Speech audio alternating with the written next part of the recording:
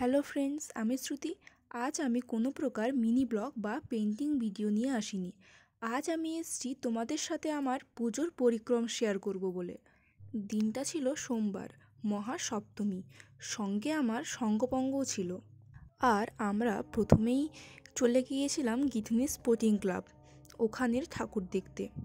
আর ঢোকার আগেই যে আমি এত সুন্দর দৃশ্য দেখতে পাবো ভেবে উঠতে পারিনি, কারণ ওখানের প্রত্যেকটা কাজ ছিল নিখুঁত। জানি না তোমাদের কেমন লাগছে, কিন্তু আমার বেশ ভালো লাগছে এই কাজ দেখে। ভেতরে ছিল অসংখ্য ভিড় আর প্রচুর গরম।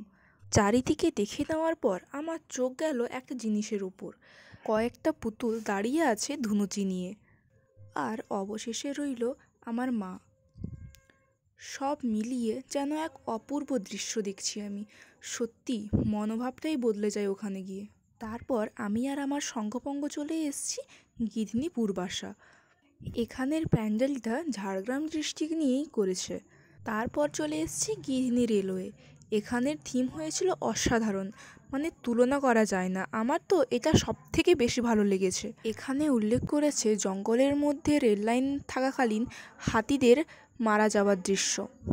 আর এখানের ঠাকুরটাও ছিল বেশ ভালো।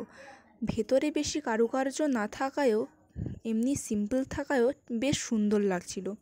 আর এটা ছিল ওই যে আমি আগে বললাম পূর্বাশার যে ভিডিও দিয়েছিলাম না, ওটারই হলো এটা ঠাকুর। আমি ভিডিও ক্লিক করতে ভুলে গেছিলাম। আজকে এখানে শেষ করলাম।